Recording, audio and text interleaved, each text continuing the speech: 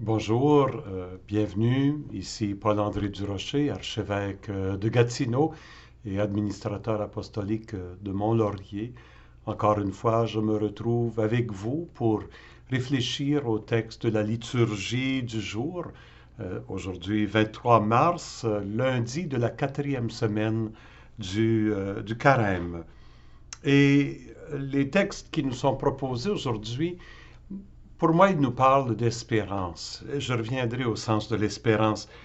Commençons avec la première lecture du prophète Isaïe, chapitre 65, versets 17 à 21. Vous savez, on dit le prophète Isaïe, mais de fait, le livre qu'on appelle le livre du prophète Isaïe, il a été composé à trois épisodes, dans trois temps très différents, probablement par trois auteurs qui étaient reliés par des thèmes qui se ressemblaient et qui ont fait école. Cette dernière section du livre d'Isaïe, on l'appelle le troisième Isaïe, a été composée après le retour d'exil, très probablement.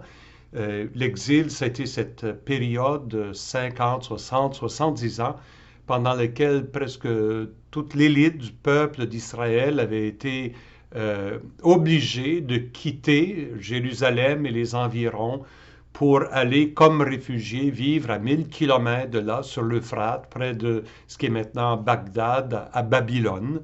Le royaume de Babylone avait conquis Jérusalem, avait détruit le temple, le roi a été tué, donc on n'avait plus de roi, on n'avait plus de temple, on ne pouvait plus offrir de sacrifices, les prêtres ne pouvaient plus rien faire, ça a été une période de grande désolation pour le peuple.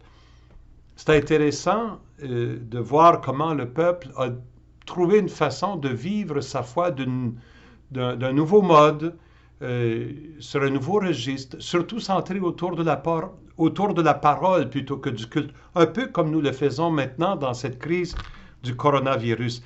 Et ça a été l'époque où on a colligé les différents livres qui ont formé la Bible. On parle vers les années 550, 600 avant Jésus-Christ. Alors, nous voici plutôt vers l'an 500 avant Jésus-Christ. Le peuple, un nouveau royaume s'est élevé, le royaume des Perses. Le roi des Perses a permis au peuple de retourner à Jérusalem. Et à Jérusalem, on a recommencé à construire le temple, mais disons que la tâche, elle était ardue. On ne revenait pas pour revivre ce qu'on avait vécu, il fallait vivre une nouvelle réalité. Et surtout qu'on n'avait toujours pas de roi, on était sous la domination des Perses.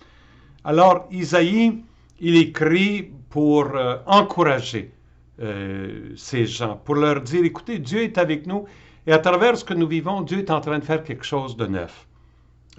Voyons le texte. Ainsi parle le Seigneur. Oui, voici, je vais créer un ciel nouveau et une terre nouvelle. On ne se souviendra plus du passé, il ne reviendra plus à l'esprit. Alors soyez dans la joie, exultez sans fin pour ce que je crée. Quelques notes tout de suite. Je vais créer un ciel nouveau et une terre nouvelle. Souvent, les prophètes avaient dit que Israël devait retrouver l'alliance, devait retrouver, on pourrait dire, son attachement à l'alliance au désert. Et des prophètes disaient, Dieu va nous ramener au désert, il va recréer l'alliance avec nous, il va nous faire revivre l'expérience que nous avons vécue sous Moïse. Mais ici, Isaïe va plus loin. Lui dit, je vais faire une création nouvelle. C'est le monde entier qui va recommencer à neuf. Recommencer, il faut dire, pas recommencer parce que c'est une création nouvelle. Il y a quelque chose de neuf qui est en train d'être créé. Un ciel nouveau, une terre nouvelle. Et cette annonce devrait créer la joie dans le cœur des gens. Soyez dans la joie, exultez sans fin pour ce que je crée. Je note en passant que les premiers chrétiens ont été beaucoup inspirés par ce texte d'Isaïe.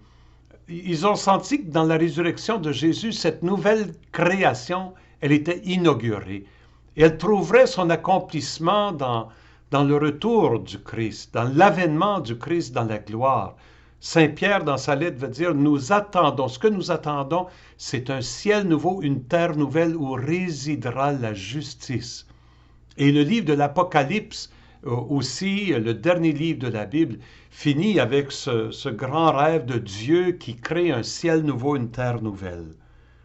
Et Isaïe continue, je continue avec le texte d'Isaïe, car je vais recréer Jérusalem pour qu'elle soit exultation et que son peuple devienne joie. Non seulement que le peuple soit joyeux, mais qu'il devienne joie. Et Dieu dit, moi-même, j'exulterai en Jérusalem, je trouverai ma joie dans mon peuple. Et là, il y a une belle promesse. On n'y entendra plus de pleurs ni de cris. Il n'y aura plus de nourrissons emportés en quelques jours, ni d'hommes qui ne parviennent au bout de sa vieillesse. Le plus jeune mourra sans tenir. Ne pas atteindre 100 ans sera vu comme une malédiction.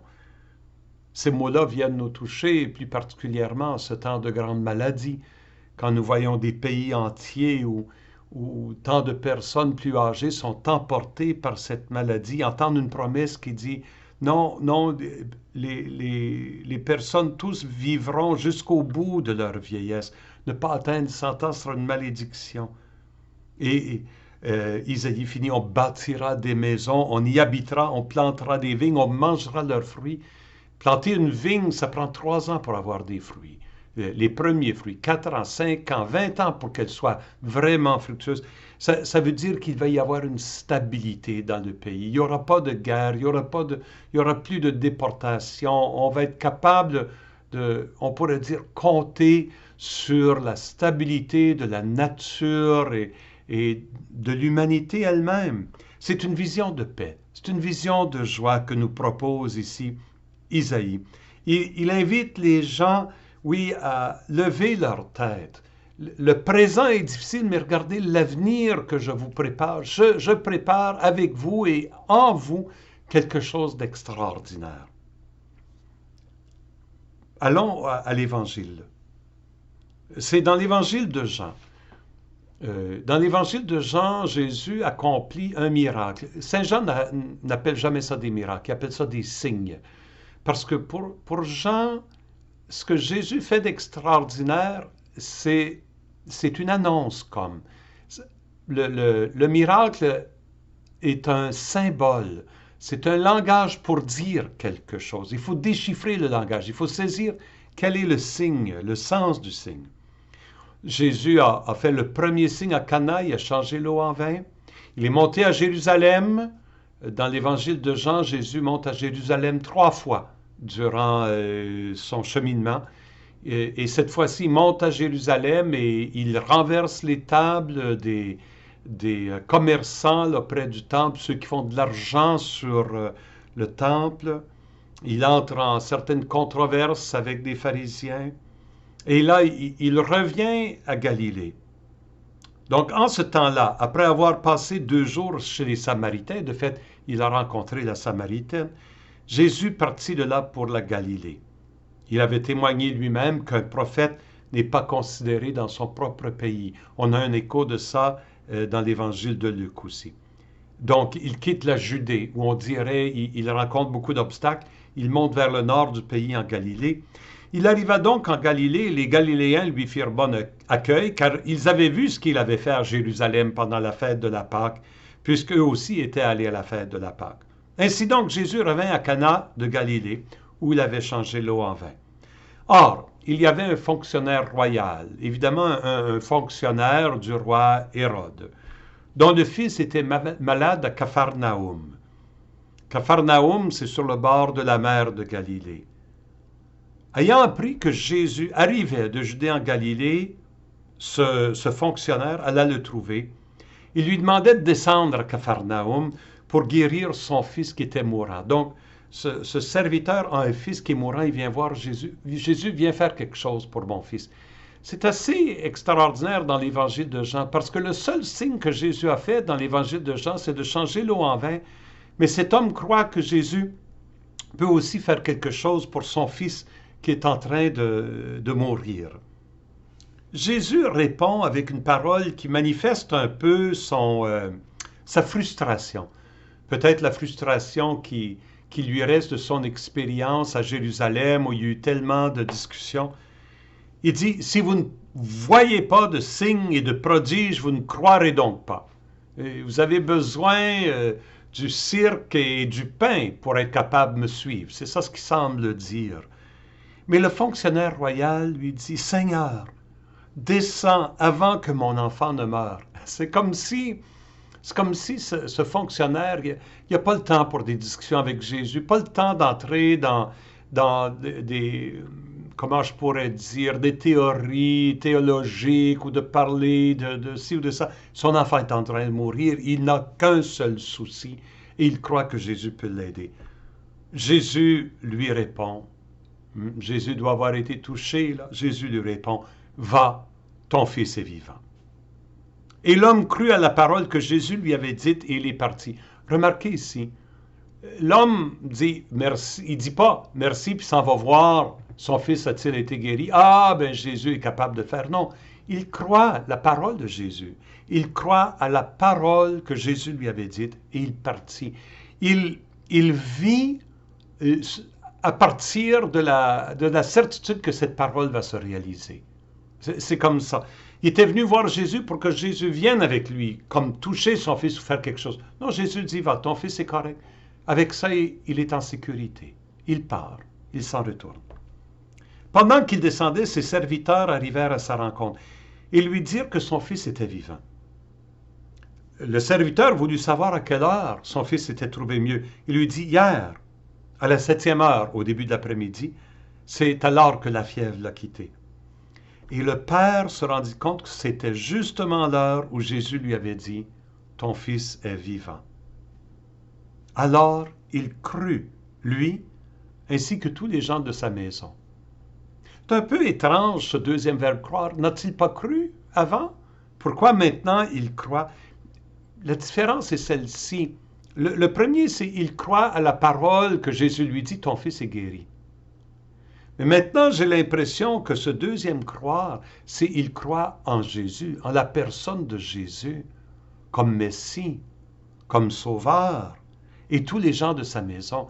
Donc, il devient un disciple de Jésus. Ce n'est plus seulement qu'il va voir Jésus pour lui donner de l'aide, mais il s'attache à Jésus.